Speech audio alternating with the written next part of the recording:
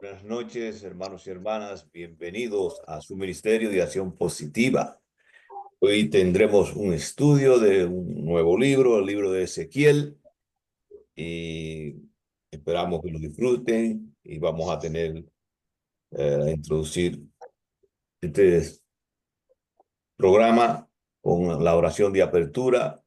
Ministro, llévenos en oración, por favor. Gloria a Dios. Vamos a ponernos en espíritu de oración, a orar por los enfermos, a incluir, hay un gran temor en el mundo, a incluir eso para que Dios selle y quite este espíritu de temor que Satanás se aprovecha. Señor, te damos gracias en estos momentos por este estudio, por nuestro diácono que se ha preparado y ha tomado su tiempo para estudiar el libro de Ezequiel. Danos sabiduría, llévalo a él que nos va a encaminar. Padre, dale conocimiento tuyo y no nuestro. Padre Santo, te quiero pedir que el espíritu de miedo que ahora arropa a todas las naciones, Señor, con este cambio de gobierno aquí, con nuestro presidente Donald Trump, que tu Padre pueda darle fe a ellos en Cristo para que estén tranquilos y confíen en Dios y confíen en Cristo Jesús, que Él quita todos los temores, Señor. Te doy gracias, Señor, por mi tía, por Valdo, por Juan Tomás, por Dania, por mi hermana Marisol Tobal, por Sandra, por José, que me recibieron, Señor, y tú fuiste testigo de cómo me han tratado para poder llevar a cabo tu obra. Bendice sus hogares, Señor, bendice sus familias. Proveer cada día más, Señor, y ayúdanos a nosotros a incrementar, Señor, el número de personas que podamos bendecir. Que el año que viene sea otra gran victoria, Señor, para el reconocimiento de tu nombre y no es el nuestro, Padre.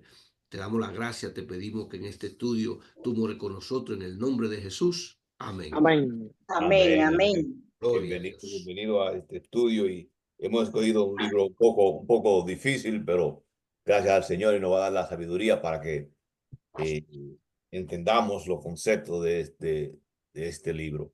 Y pongan mucha atención a la introducción porque vamos a tener preguntas después que leamos el capítulo acerca del libro de Ezequiel. Vamos a comenzar con una introducción de lo que es el libro. El libro de Ezequiel es un libro profético de la Biblia que se enfoca en la restauración de Israel después de la cautividad babilónica. Contexto histórico. El libro de Ezequiel se escribió durante el siglo VI a.C., cuando el rey Nabucodonosor de Babilonia conquistó Jerusalén y llevó a los israelitas al exilio. Estructura del libro. El libro de Ezequiel se divide en tres secciones principales. Primera, sobre el juicio de Israel y las naciones, que son de los capítulos 1 al 24. En esta sección, Ezequiel profetiza sobre la destrucción de Jerusalén y la cautividad babilónica. Entonces, tome en cuenta que Ezequiel es un profeta, ¿verdad? Vamos a ver a través de este libro interesante. El segundo división es juicio sobre las naciones, que es de los capítulos 25 al 32. En esta sección, Ezequiel profetiza sobre el juicio de Dios sobre las naciones que rodean a Israel. Y número 3, la restauración de Israel, que es del capítulo 33 al 48. En esta sección, Ezequiel profetiza sobre la restauración de Israel después de la cautividad babilónica. Bueno, pues ya vemos que el pueblo de Israel sufrió mucho porque eh, estuvo esclavizado por otras naciones, ¿verdad? Entonces, ¿cuáles son los temas principales aquí de Ezequiel 1, que es el capítulo que vamos a estudiar hoy? Ponga mucha atención porque vamos a tener algunas preguntas después. La soberanía de Dios. Entonces, el libro de Dios, del libro de Ezequiel, enfatiza la soberanía de Dios sobre todas las cosas. Y algo muy similar que estudiamos, ¿verdad? En Proverbios 31, ¿verdad? Y hablamos de la soberanía de Dios. Y miren qué coincidencia. Estamos comenzando de Ezequiel y aquí nos está hablando también de la soberanía de Dios. El juicio de Dios. El libro de Ezequiel describe el juicio de Dios sobre Israel y las naciones. Bueno, siempre ustedes saben que Dios está ahí presente y observando todo lo que hacemos. La restauración de Israel. El libro de Ezequiel profetiza la restauración de Israel después de la cautividad babilónica. Entonces, Los pasajes importantes en este Ezequiel 1, la visión de la rueda, importante, pongan atención. En este pasaje Ezequiel describe una visión de una rueda que representa la soberanía de Dios. Eso es uno de los puntos principales aquí de este capítulo 1. La profecía del valle de los huesos secos. Le dije que nosotros vamos a aprender aquí muchos conceptos nuevos. En este pasaje Ezequiel se profetiza sobre la restauración de Israel utilizando la imagen de un valle de huesos secos que se convierte en ejército. La visión del templo de Ezequiel, en este pasaje Ezequiel describe una visión del templo que se construirá en la restauración de Israel.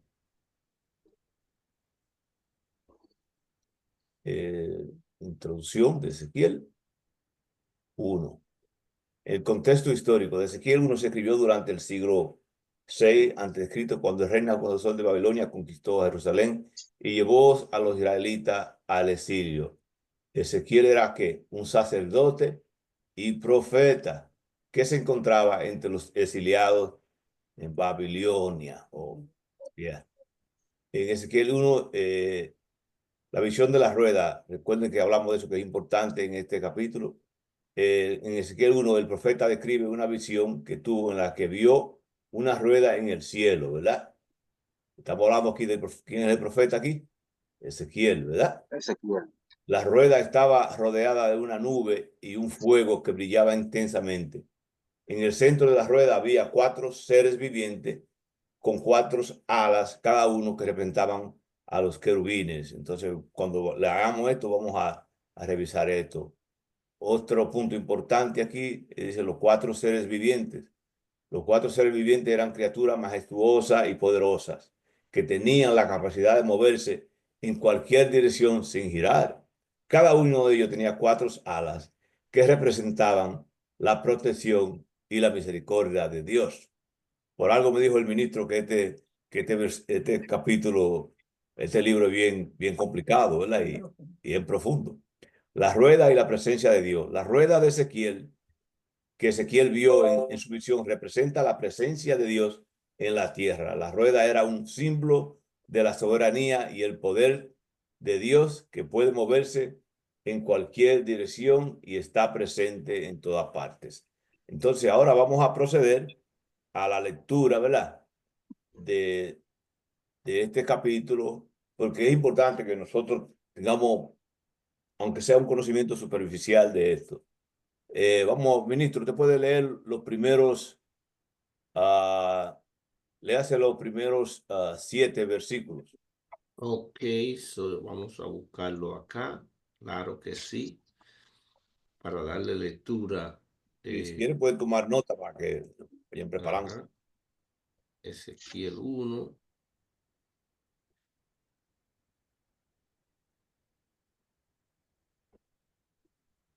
Ok, dice así. En español, no en inglés. Un En momentito. español. ¿No lo tiene, ministro? Ezequiel 1. ah, Reina y Varela, Reina. Ajá.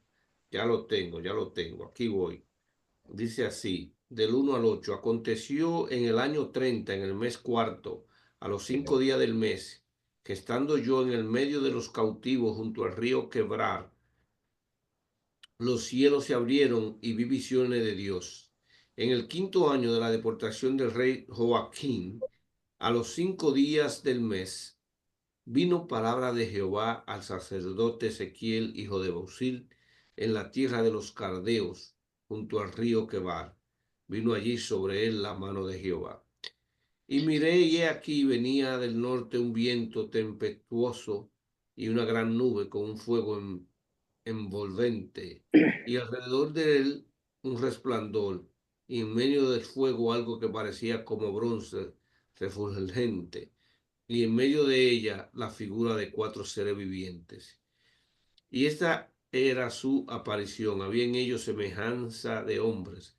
Cada uno tenía 4 caras y 4 alas. Y los pies de ellos eran derechos, y la planta de sus pies como planta de pie de becerro. y centellaban a manera de bronce muy bruñido. El 8 dice, debajo de sus alas, a sus 4 lados, tenían mano de hombres y su cara y sus alas por los 4 lados. Amén. Amén. Ah, bueno, entonces vamos a tener al primo ahora que nos lea de versículo 9 y hasta el 14, primo, incluyendo el 14, ¿ok? O- ok. Las alas se juntaban una con otra. Cuando andaban, no se volvían cada uno, caminaba derecho hacia el frente. Cada uno tenía rostro de hombre del lado derecho. Cada uno tenía rostro de león del lado izquierdo. Los 4 tenían rostros de buey y cada uno tenía también rostros de águila. No. Así eran sus rostros, sus alas se extendían hacia arriba. Cada uno tenía 2 alas que se juntaban con las otras 2, cubrían sus cuerpos. Cada uno caminaba derecho hacia el frente, andaban hacia donde el espíritu los movía, y al andar no se volvían. Los seres vivientes presencian brasa encendida. Un fuego se movía entre los seres vivientes.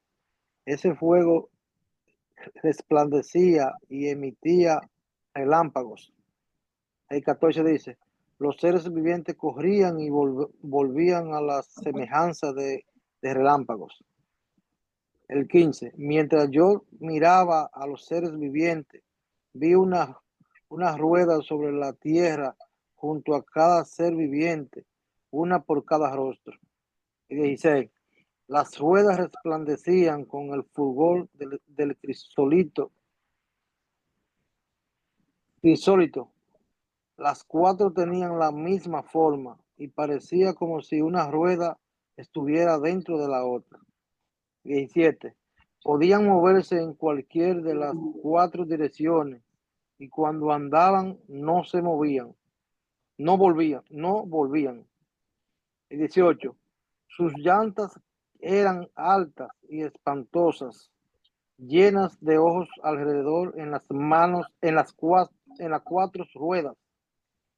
19.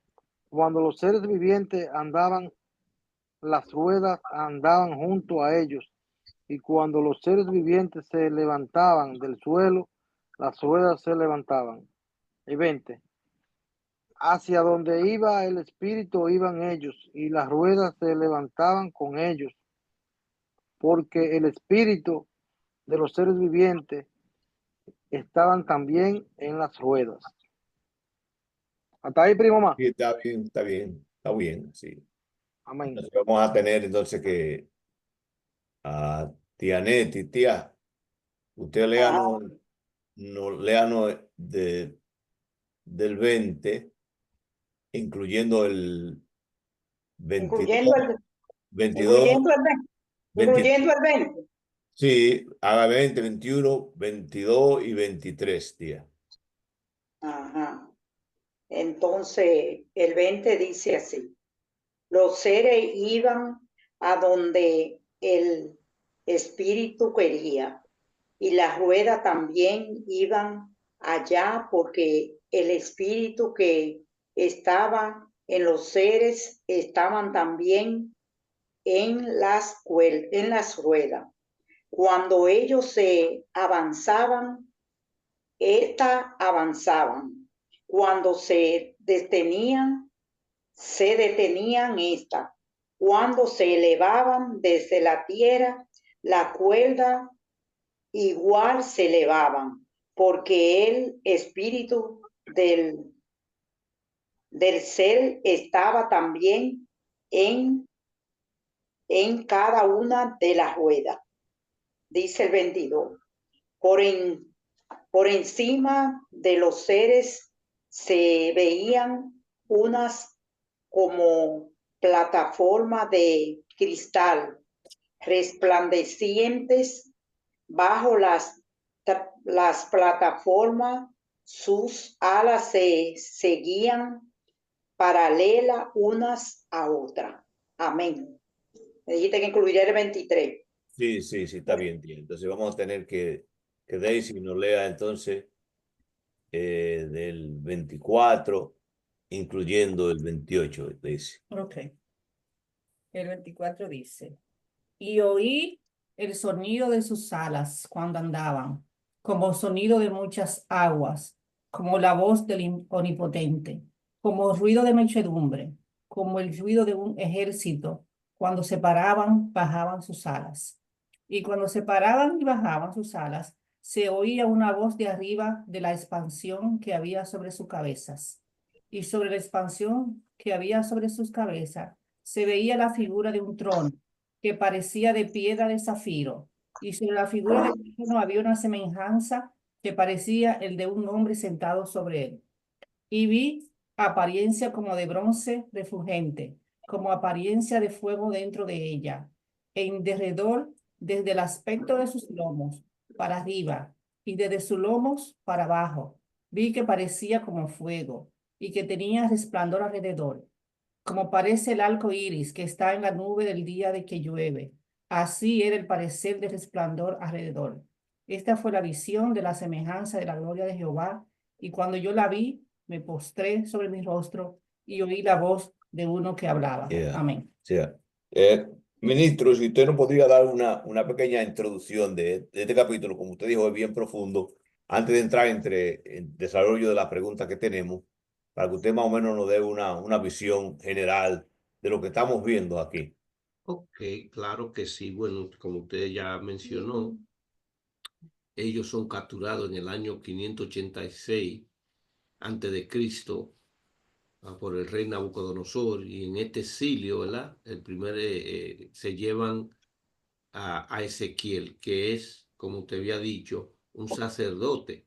De ende, él iba a ser, el día que él está recibiendo eso, él cumplía los 30 años, según la historia, iba a ser, si hubiese estado en Jerusalén y vestido como sacerdote, porque en el sacerdocio levíticos, usted no puede ser sacerdote hasta que no puede cumplir 30 años.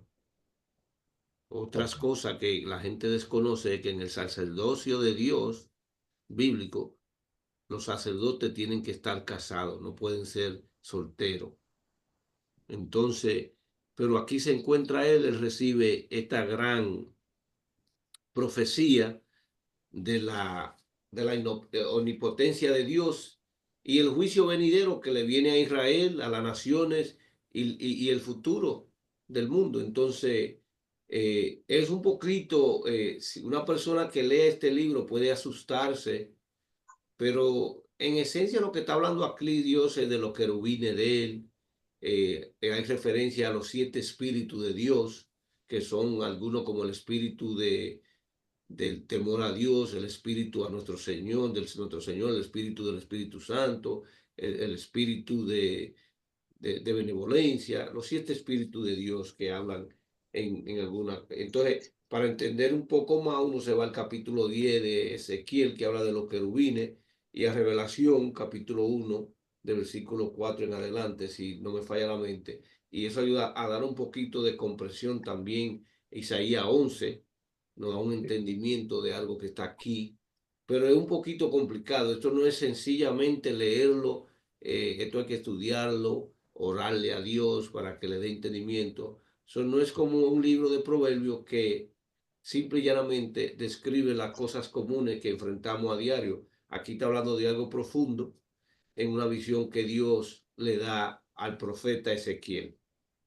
Ministro, y para favorecer la audiencia, el profeta escribió este libro durante la esclavitud o estaba todavía en Jerusalén cuando escribió este libro. Ahí, ahí se la debo, pero creo a mi entender que él escribe, porque eso que él está describiendo ahí es allá cuando él está haciendo, ¿cómo se llama? Cuando ellos Babilonia. son esclavos en Babilonia. Ok, ok. Ya. Sí, Bueno, pero vamos, no puedo decirle con certeza, porque vamos a ahora revisar algunos, antes de entrar en preguntas y respuestas, vamos a ver algunos versículos clave de Ezequiel 1, ¿ok? ahí tenemos 1:1 que dice en el 30º año, en el 4.º mes, el 5.º día del mes, mientras estaba en los desterrados junto al río Quebar, se abrieron los cielos y vi visiones de Dios. Entonces, aquí no está hablando de profeta, ¿verdad, ministro? Sí, correcto, correcto, Ezequiel. Yeah. Entonces, dice que de los versículos de 5 al 14, en medio de la nube había 4 seres vivientes y cada uno de ellos tenía, ¿qué? 4 alas y 4 rostros, ¿verdad? Vimos que el primo describió varios rostros de que ellos tenían, hasta rostros de qué, de león tenían, ¿verdad? Los seres vivientes se movían en cualquier dirección, sin girar. Y decían que tenía los pies como una vaca, ¿verdad? O un toro. ¿Cómo se da? Sí, y ahí sus alas estaban extendidas hacia arriba. Amado diácono, esto está refiriéndose, si usted lee en el capítulo 10, a los querubines, que son seres protectores que están ante Dios de un menor rango que los ángeles, ¿ok? Yeah. Porque ellos hay rangos entre los ángeles, o los querubines son uno de los que adoran, que están en la guardia al frente. Eso también lo habla Revelación capítulo 1. Sí, en Revelación, sí, porque ahí debemos en Revelación del 1 al 3, le dan una revelación a Juan ahí de lo que iba a acontecer, ¿verdad? Y varias cosas más bien profundas. Yo estoy empezando a hacer una prédica de esos versículos ahí. Amén. Sí, sí. Bueno, vamos a ver algunas cuantas preguntas de esto. Entonces, como al hermano René, ¿usted tiene algo que decir? Sí, dígame. No lo escuchamos, hermano René. El que abre el micrófono, que está. Sí, hermano, quiere decir que los serafines son los ángeles adoradores que están adorando. Los Ok. querubines son los ángeles protectores. Eso es todo lo que quería decir. Lo que protegen, los guardaespaldas de Dios son los querubines y los serafines son los que siempre están adorando y alabando a Dios. Amén, amén. Vamos si podemos trabajar juntos para, recuérdense que esto es para que nosotros aprendemos todo. Es decir, yo le hago la pregunta y podemos ir y leer y revisar y ayudarnos con las respuestas. Entonces, para la primera pregunta vamos a tener al hermano René. Hermano René, la primera pregunta es para usted y dice, ¿cuál es el contexto histórico de Ezequiel? Recuérdese que al principio estábamos hablando, ¿verdad? De eso. Sí, hermano, bueno, mencionando y yo escuché el capítulo, aunque sea una vez, escuché el capítulo y llamado usted Dios, vemos que él estaba en el cautiverio babilonio, Sí, que Nabucodonosor se había llevado a una gran parte del pueblo de Israel, a Babilonia, y también mencionamos que también durante eso ocurrió durante el reino del rey Joaquín. Entonces, eso es lo que yo puedo recordar a escuchar sus explicaciones y además a escuchar a los hermanos leyendo la palabra y además al yo escuchar el capítulo por lo menos una vez que lo escuché antes del estudio. ministro, quiero preguntarles, bueno, como decimos, a veces nosotros vemos cuando nos pasan cosas desafortunadas en nuestras vidas, especialmente a nosotros los cristianos, siempre señalamos con el dedo y dice, oh, esa persona quizás esté pecando.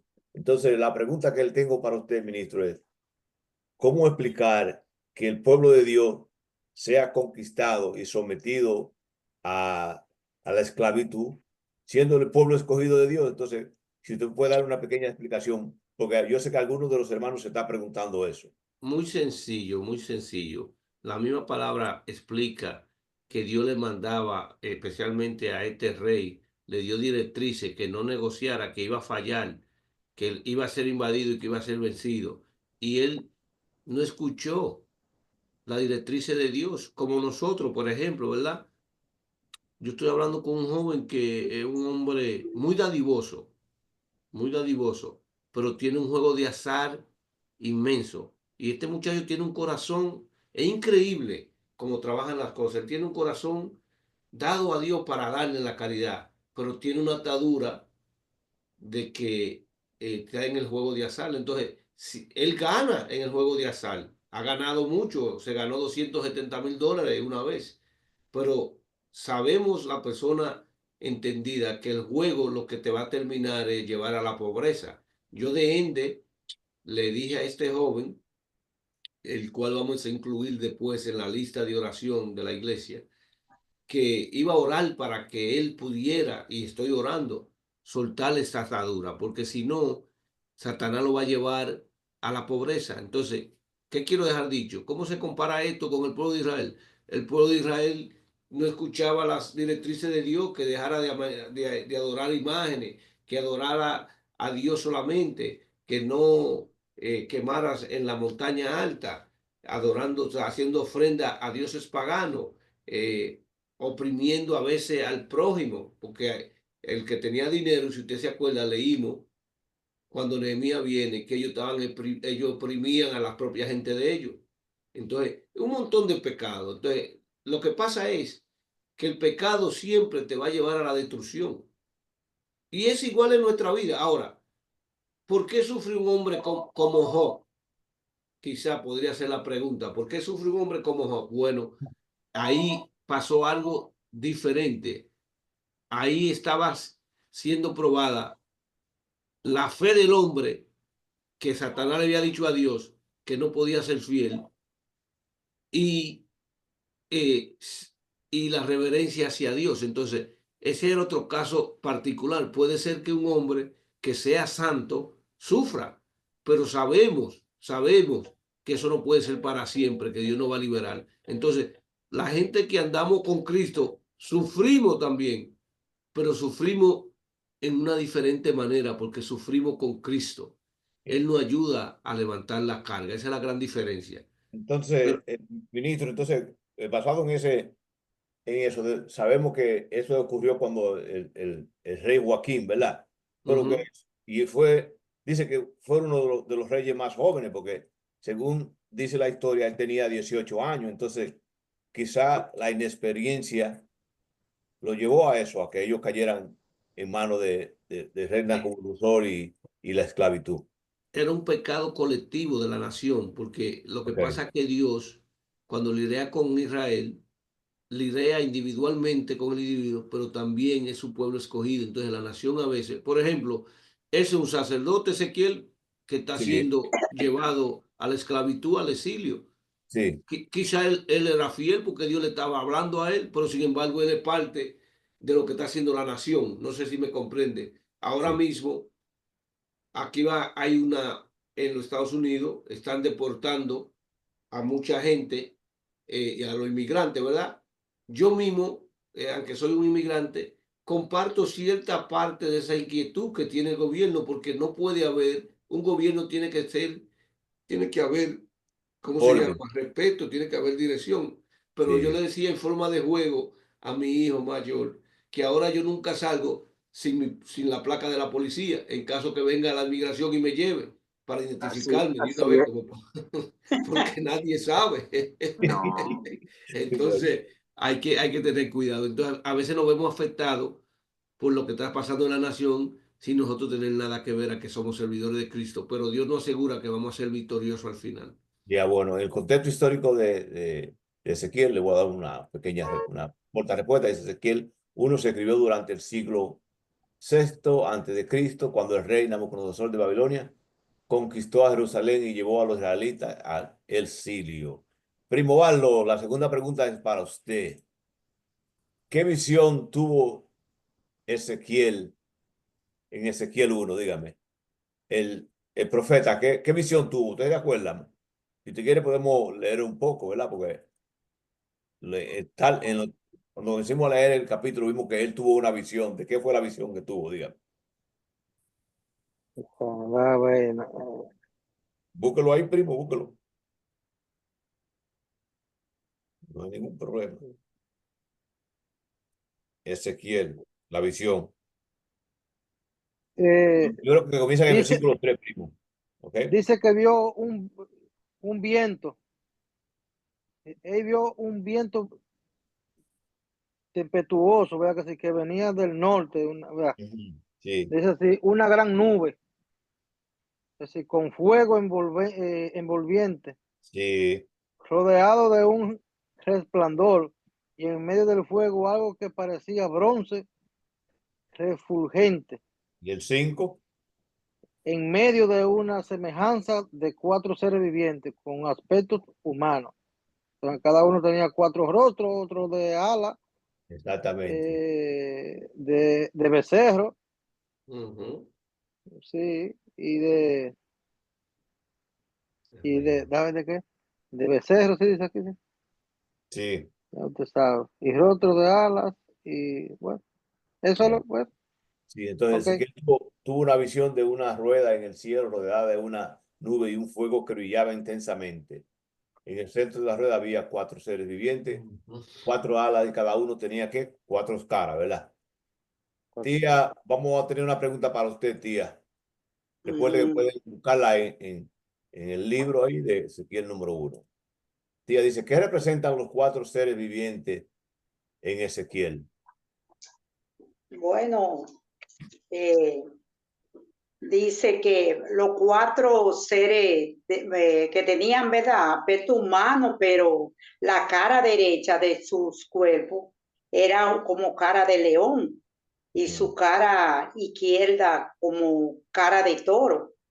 Y bueno, en esa visión no quiere dejar dicho, eso era por todo eso, lo que él veía Ezequiel, ¿verdad? Porque a los profetas Dios le hablaba. Y como él era un profeta, Dios le estaba ahí mostrando toda la actitud del pueblo de Israel, de cómo eran que actuaban. Y por eso Ezequiel tuvo toda esta visión y la mostraba así, porque como ustedes decían que en la revelación de Juan, ¿verdad? De San Juan dice, nos dice así también, más o menos, de cuántos seres que uno lo veía como de otra forma.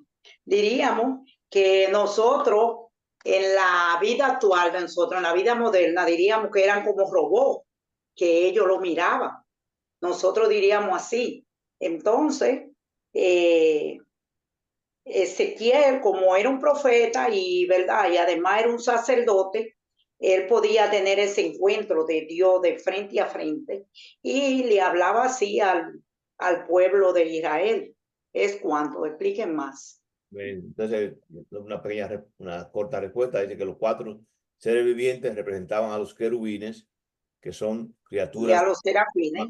majestuosas y poderosas, que simboliza la protección y la misericordia de Dios. Hermano René, usted dijo ¿cuál es la diferencia entre los querubines y los serafines? Dígame. Los querubines son los guardaespaldas de Dios, los protectores. Los serafines son los adoradores que Ok, están siempre delante de Dios, adorando, alabando. Pero sí. los querubines son los ángeles protectores o los guardaespaldas de Dios. Ahora vamos a la cuarta pregunta, la tenemos para mi esposa Daisy. Vamos a ver cómo le va. ¿Qué significa la rueda en Ezequiel 1? Ok, la rueda representa la presencia de Dios en la tierra y su capacidad para poder moverse en cualquier dirección sin girar. Amén, amén, excelente. A ver qué sí, dice representa la presencia de Dios en la tierra y su capacidad para moverse en cualquier dirección sin girar. Exactamente, ya. Entonces, la próxima pregunta para usted, ministro, Dígale. la número 5. ¿Cuál es el mensaje principal de Ezequiel 1? O sea, le tocó a usted la más fuerte, ministro, sí. No hay problema, eso está bien. Sí, Bueno, primeramente tenemos que saber que cuando andamos mal va a haber un juicio, ¿verdad? Que es lo que le está sí, pasando a la nación de Israel y ha sido esclavizada. Entonces, nosotros, ¿cómo nosotros podemos traer eso a nuestra vida. Bueno, a veces somos esclavos de deseos sexuales, a veces somos esclavos del juego de azar, a veces somos esclavos del alcohol, a veces somos esclavos de la mala palabra, a veces somos esclavos del odio.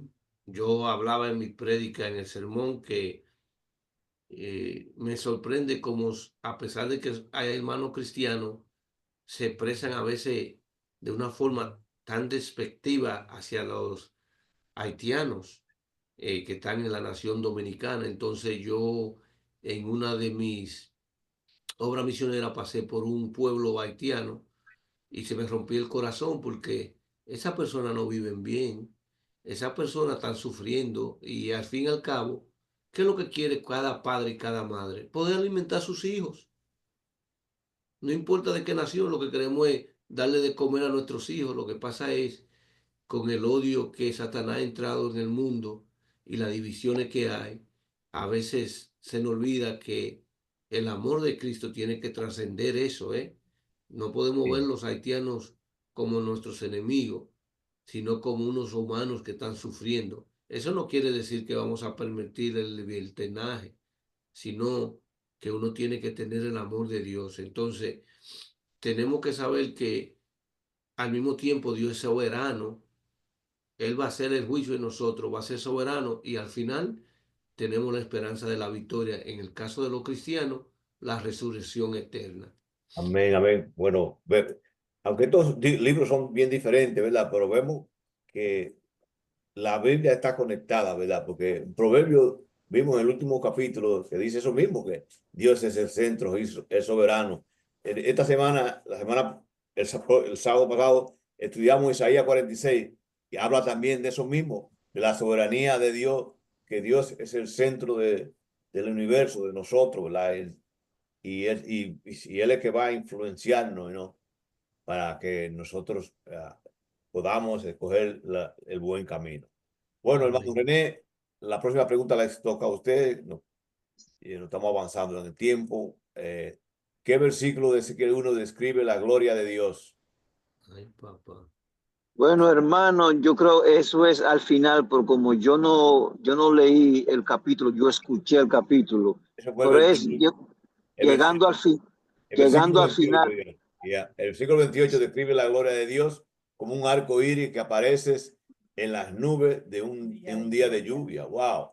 Qué interesante eso, ¿verdad? Gloria a Dios, la gloria La, de Jehová, la sí. gloria de Dios como un Amén. arco iris. Entonces, tiene un buen mensaje significativo eso, ¿eh? El arco iris. Pues, ¿cuántas veces se menciona en la Biblia? Se menciona muchas veces en la Biblia, ¿verdad, ministro? Pero venga acá, siempre la Sí. gloria de Dios está en todos los lados. Vamos, bueno, la última pregunta, porque estamos hablando de tiempo, vamos a tener al primo Baldo. Primo Baldo, la primera pregunta es para usted. Dice, ¿qué efecto tuvo la visión de Ezequiel en su vida? Si usted puede relacionarlo en su vida, ¿cómo usted qué usted diría de este libro que hemos leído, de este capítulo de Ezequiel? Si usted puede referirse a eso, si no, lo ayudamos, primo. Bueno, lo que yo entiendo es que cuando la presencia de Dios nos rodea, es una presencia fuerte, ¿verdad que sí? Porque Sí, cuando estamos en dificultades, le pedimos a Dios con fe y Dios nos concede lo que le pedimos con fe, ¿verdad que sí? Entonces, eso viene siendo como una bola de fuego que nos rodea, la presencia de Dios nos rodea como una bola de fuego, o como dice, como que no tiene que girar para vernos, ¿verdad que sí? Mm. Entonces, eso es maravilloso, primo. eh, Amén. ministro, usted podría abundar un poquito más y decirnos cómo podemos aplicar esto ya para concluir el estudio. Bueno, yo se lo dije claramente. Si usted peca, usted va a ser esclavo. Quizá usted no va a ser esclavo por una nación, pero va a ser esclavo del romo, del alcohol, va a ser esclavo de pasiones sexuales desviadas, sea que usted sea casado y quiera tener sexo fuera del matrimonio, si es soltero, fornicando, va a ser prisionero del odio, que es uno de los peores pecados que hay, porque ¿qué prisionero del odio no tiene paz? Va a ser prisionero de pasiones desairadas usted se va a hacer esclavo usted mismo, porque la Biblia habla en diferentes contextos, pero es de lo mismo. El pueblo de Israel estuvo esclavo en Egipto por 430 años. Pues volvió, o sea, Dios lo saca, le dice, no adore a Dios, y vuelve el mismo, como el puerco al lodo, ¿no? Como el puerco a la mugre, o el perro a su vómito. Entonces, en nuestra vida, la aplicación es que nosotros tenemos que depender de Dios y que Él es todo soberano. Y que al fin y al cabo, al fin, Él lo va a restaurar, porque eso es lo que Él hace con el pueblo de Israel. Él lo trae hacia atrás y lo reastura y lo libera, ¿verdad? Pero Sí, tiene que pasar un proceso de sufrimiento. Por eso es que el pecado tiene consecuencias. Si usted peca, eso va a tener consecuencias en su vida y esas consecuencias no se borran aunque usted sea cristiano.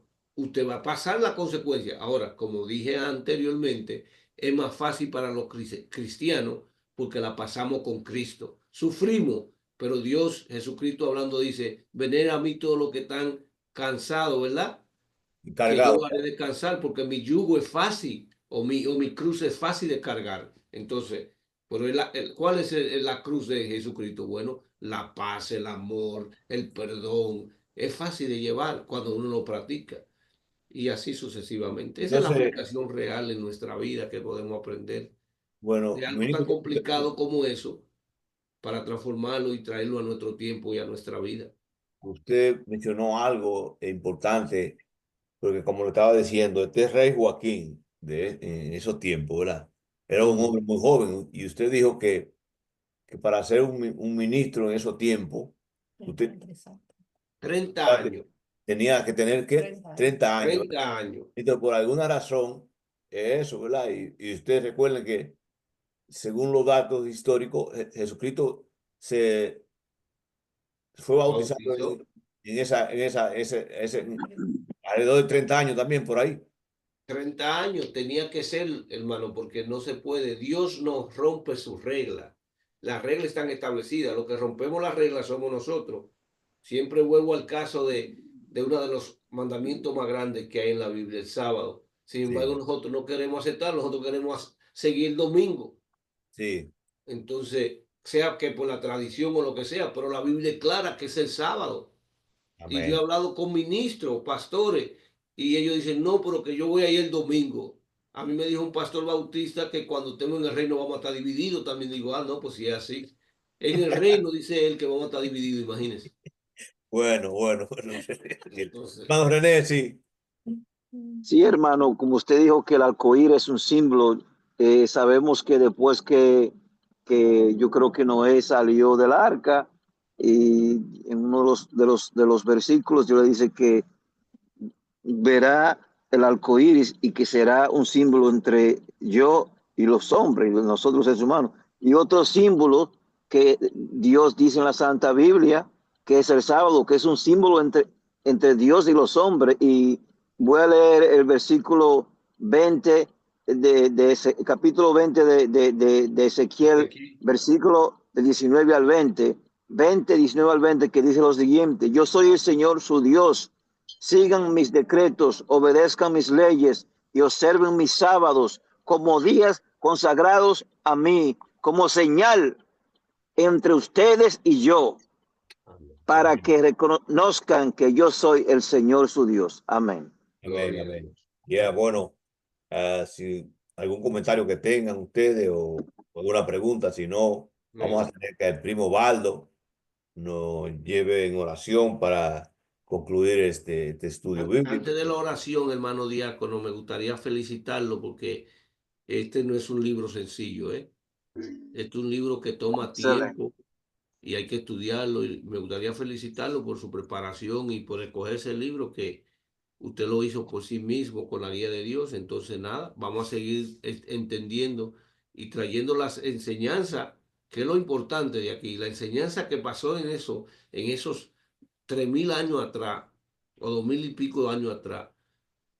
Cómo eso se aplica en nuestra vida, eso es lo importante que podemos aprender de aquí. Usted me entiende, mucha gente gasta el tiempo en estar descubriendo cómo se veía la máquina, porque es como una máquina que él ve y hay dibujos sobre eso. Entonces, por eso no es lo importante acá. Lo importante es que Dios es soberano, que si pecamos vamos a sufrir, que al final Dios nos va a restaurar o nos va a redimir. Eso es lo importante.